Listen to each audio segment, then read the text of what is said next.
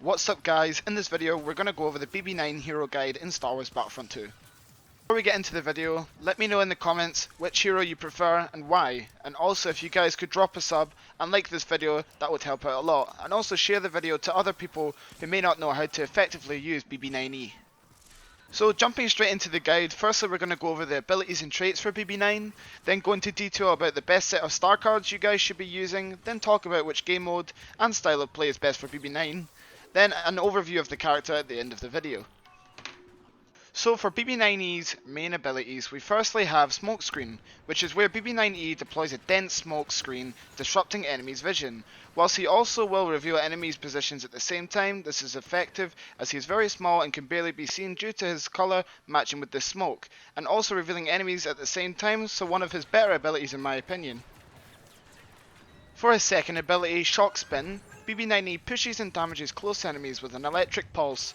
Enemies further away will have their blasters overheated and grenades disrupted. BB9E will damage close enemies for the remainder of the active time. Again, I like this ability especially for clearing large amounts of groups and clearing objectives. Another solid ability in my opinion.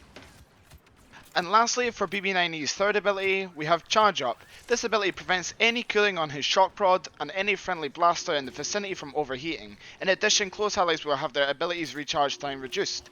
So definitely a support based ability guys, you should be using this for extra score and helping teammates. And now quickly going over the passive traits, we firstly have Health and Elimination, which is pretty self-explanatory. Then we have Technical Support, where BB9E will count as 2 units when capturing a point and also activates objectives faster. And lastly, back to Support, where BB9E passively regenerates the health of close allies. Definitely the 2 extra abilities will passively give some nice score whilst helping the team, which is a nice touch. So guys, for the star cards, I'm going to show my current setup and the best set of cards to use, then give some mentions for other cards that could sneak into the roster of my setup for BB9E.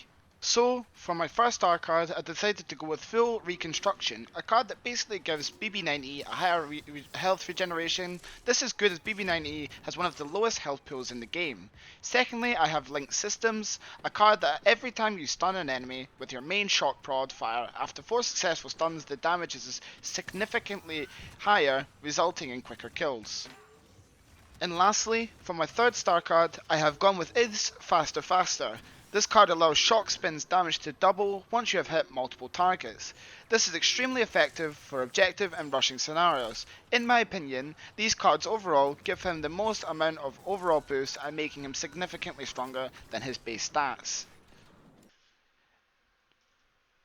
Now, moving over the game modes and playstyle for BB9E, in my opinion, BB9E is way more suited for the bigger game modes.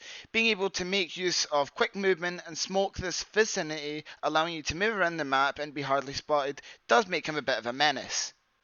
Pairing up the star cards I showcased, these go hand in hand for the style you should adopt. Whilst roaming around with BB9E, always on the move and very agile whilst doing quickfire damage and holding down objectives. His game modes hands down has to be Supremacy. Making use of his quick capture times and area of effect abilities and slippery speed makes him the best objective and kill fiend.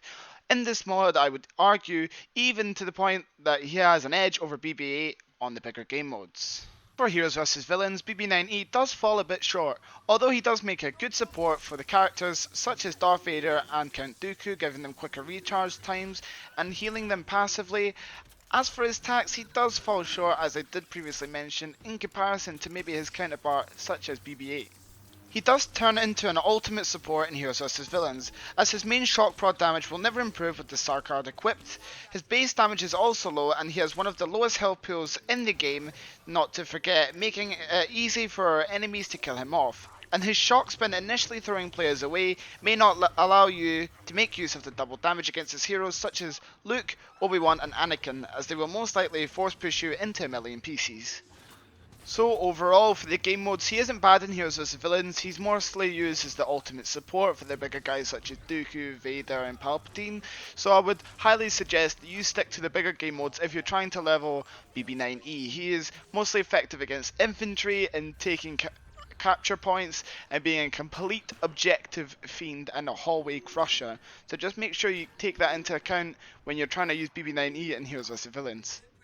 So, all in all, BB9-E is a great addition, guys, and definitely going to be my main for the foreseeable future. I'm really glad we got these two heroes, and will really enjoy playing them. Hopefully DICE can keep improving, and maybe we get more heroes with Scarif, just maybe. Anyways, if you want a similar video to this for BB8, let me know. I'm currently power leveling him up right now, so maybe, just maybe I'll make that. This video took a long time to edit, so hopefully you guys can appreciate the effort I put in. And anyways, that's the guide on how you play BB9-E. Let me know what you think in the comments and what cards you're currently running and whatever your BB9-E is. Thank you guys for watching. I'll see some of you in the stream, and that's it from me. Goodbye.